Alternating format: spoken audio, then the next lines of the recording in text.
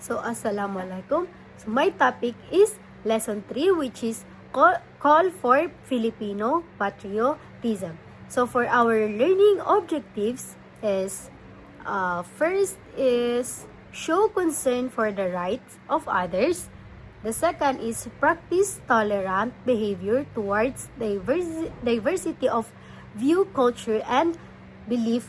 And last is translate human rights into social reality. So, first I have here a motivational. May ipapakita kong 3 picture and i-identify nyo siya kung ano yung meron sa picture na yon. So, tapos na. So, let's proceed for our introduction. Respect for human dignity. So, ano nga ba ang human dignity?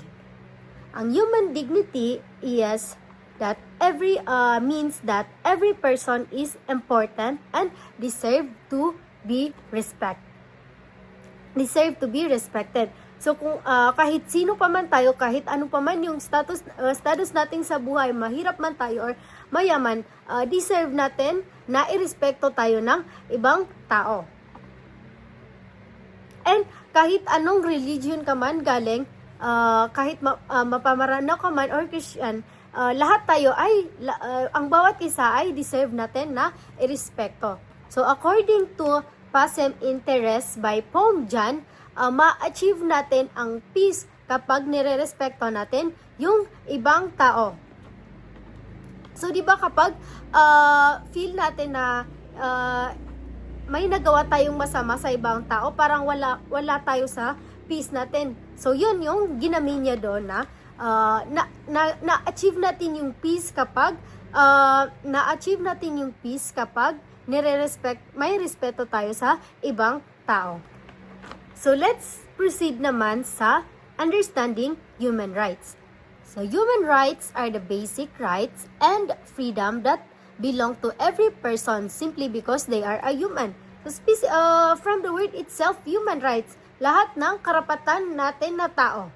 Karapatan natin na mamuhay tayo ng payapa, karapatan natin mag-aral, karapatan natin na bumoto kung sino yung gusto nating iboto. So, yun, lahat ng karapatan natin na tao, yun ang human rights. So, mag-proceed naman tayo sa Universal Declaration of Human Rights. So, this was created by the United Nations. This meant that all human beings are born free and equal in dignity and respect. Ibig sabihin, pinopromote nito na ang bawat isa, ang bawat tao ay may karapatan na mabuhay ng payapa.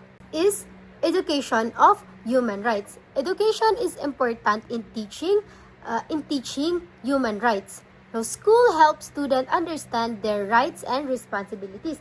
Ibig sabihin ay sa school ay tinuturo diyan kung paano maging responsible citizen, kung ano ang mga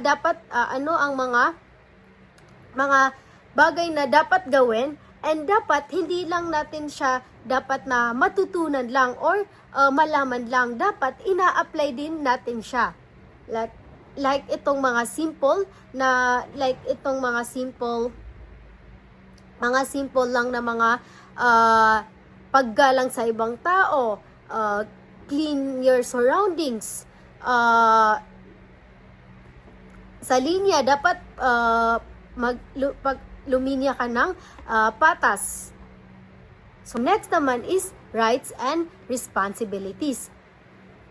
Rights and responsibility are closely connected and cannot exist without each other. Ibig sabihin, itong dalawa na to ay partner sila.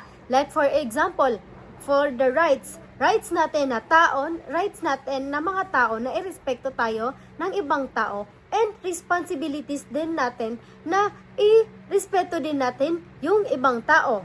Another example is karapatan natin na mag-aral, and responsibilidad din natin na pumasok sa school, irespeto yung teacher, makinig sa lesson. So yun, partner itong dalawa na to. They cannot exist without each other. And then last is human rights and democracy.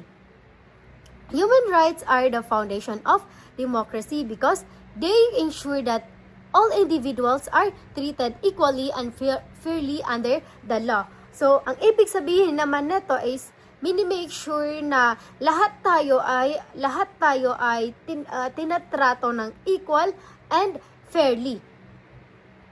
And dito rin is pinoprotektahan yung rights and freedom ng rights and freedom natin na mga tao. And that's all.